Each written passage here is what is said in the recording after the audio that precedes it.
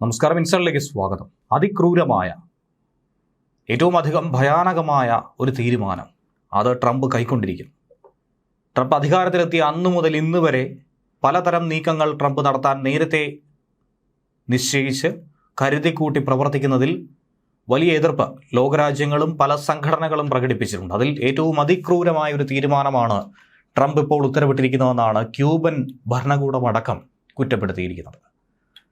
അമേരിക്കയിലെ അനധികൃത കുടിയേറ്റക്കാരെ ക്രൂരതയുടെ തന്നെ ഇരുണ്ട തടവറയായ ഗോണ്ടനാമോ ജയിലിലേക്ക് അടയ്ക്കാനാണ് അമേരിക്കൻ പ്രസിഡന്റ് ഡൊണാൾഡ് ട്രംപ് ഇപ്പോൾ ഉത്തരവിട്ടിരിക്കുന്നത്.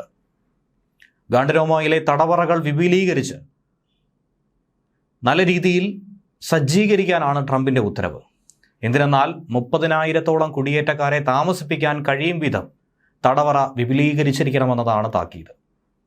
രേഖകളില്ലാതെ അനധികൃത കുടിയേറ്റക്കാരെയും അഭയാർത്ഥികളെയും ഗോണ്ടനാമോയിൽ അടയ്ക്കാനാണ് ട്രംപിന്റെ തീരുമാനം. നേരത്തെ ഭീകരരെ പാർപ്പിച്ചിരുന്ന കുപ്രസിദ്ധമായ തടവറയാണ് ക്യൂബയോട് ചേർന്നുള്ള ഗാണ്ടനാമോ എന്ന് പറയുന്നത്. 9/11 ആക്രമണത്തിന് ശേഷം ഭീകരവാദ പ്രതികളെ, പട്ടികയിൽ ഉൾപ്പെടുന്നവരെ, തീവ്രവാദികളെ ഒക്കെ തന്നെ തടവിലാക്കിയ കുപ്രസിദ്ധ മേഖല. ട്രംപിൻ്റേത് അതിക്രൂരമായ തീരുമാനമാണെന്ന് തൊട്ടു പിന്നാലെ തന്നെ ക്യൂബ പ്രതികരിക്കുന്നുണ്ട്. എന്തുകൊണ്ട് അത് അതിക്രൂരമാകുന്നു, മറ്റ് ജയിലുകളിൽ നിന്നും ഗോണ്ടനാമോ എങ്ങനെയാണ് വ്യത്യസ്തമാകുന്നത് എന്ന് ചോദിച്ചാൽ, ലോകം തന്നെ കണ്ടതിൽ വെച്ച് ഏറ്റവും ക്രൂരമായ, നീചമായ ശിക്ഷാവിധികൾ നടപ്പിലാക്കാൻ വേണ്ടി അമേരിക്കൻ ഭരണകൂടം ഉപയോഗിക്കുന്ന ഒരു തടങ്കൽ പാളയം തന്നെയാണ് ഗോണ്ടനാമോ ബേ എന്ന് പറയുന്നത്. അവർക്ക് മറ്റ് ജയിലുകളിൽ നടപ്പിലാക്കാൻ കഴിയാത്ത പല ശിക്ഷാവിധികളും ഗോണ്ടനാമോയിലൂടെ നടപ്പിലാക്കുമെന്നാണ് കേട്ടുകേൾവി. 1903 ഒരു ഉടമ്പടി അനുസരിച്ച് ഹവാനയിൽ നിന്നും പാട്ടത്തിനെടുത്ത തെക്കുകിഴക്കൻ ക്യൂബയിലെ തീരപ്രദേശത്തുള്ള അമേരിക്കൻ നാവിക താവളത്തിൽ 2002 ജനുവരി മാസത്തിലാണ് ഗാണ്ടനാമോ ബേ സൈനിക ജയിൽ ആരംഭിക്കുന്നത്. അവിടെ നടക്കുന്ന നീക്കങ്ങളെക്കുറിച്ച് പുറം ലോകത്തിന് ഒന്നും തന്നെ അറിയില്ല. അത് വളരെ പരമരഹസ്യമായി തന്നെ അമേരിക്കൻ ഭരണകൂടം കാത്തു സൂക്ഷിക്കുകയും ചെയ്യും.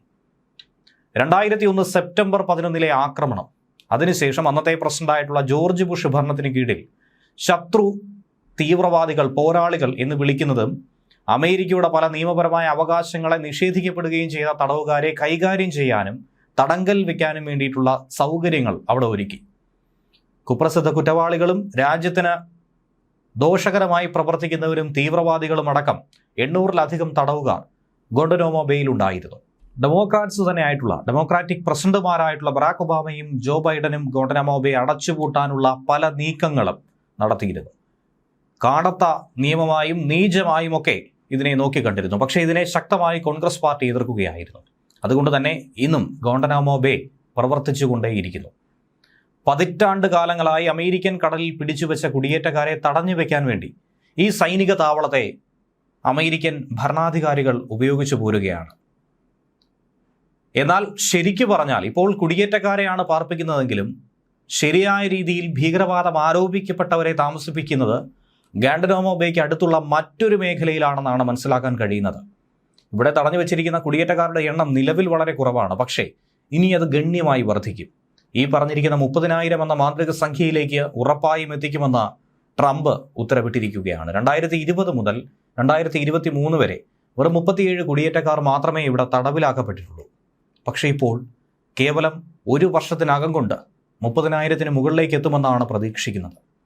ട്രംപിൻ്റെ ഇപ്പോഴത്തെ പ്രഖ്യാപനം അത് കുത്തനെ ആ കണക്ക് ഉയർത്തുമെന്ന കാര്യത്തിൽ സംശയമൊന്നും തന്നെയില്ല. തീവ്രവാദികളുമായി ബന്ധപ്പെട്ട കുറ്റകൃത്യങ്ങൾ ആരോപിച്ച് 2002 മുതൽ ഇന്ന് വരെ ഏകദേശം 800-ഓളം പേരെയാണ് തടവിലാക്കിയിരുന്നത്. അതിൽ ഒട്ടനവധി ആളുകളെ മോചിപ്പിക്കാൻ ജോ ബൈഡൻ ഭരണകൂടത്തിന് കീഴിൽ ശ്രമം നടത്തുകയും ചെയ്തിരുന്നു. അങ്ങനെ തടങ്കലിൽ നിന്നും ഒട്ടനവധി ആളുകൾ രക്ഷപ്പെട്ടിരുന്നു. പക്ഷേ ഇക്കഴിഞ്ഞ 22 വർഷക്കാലത്തിനിടയ്ക്ക് 800 പേരാണ് ആക്കപ്പെട്ടതെങ്കിൽ ഈ 2025 മാത്രം 30,000-ഓളം പേരെ തടവിലടയ്ക്കാൻ തന്നെയാണ് ട്രംപിൻ്റെ തീരുമാനവും. ഇനി ആകെ ഈ തടങ്കലിൽ അവശേഷിക്കുന്നത് വെറും 15 പേർ മാത്രമാണ്. അതിൽ 3 പേരുടെ മോചനം വളരെ വേഗത്തിൽ സാധ്യമാകുമെന്ന് കരുതുന്നുണ്ട്.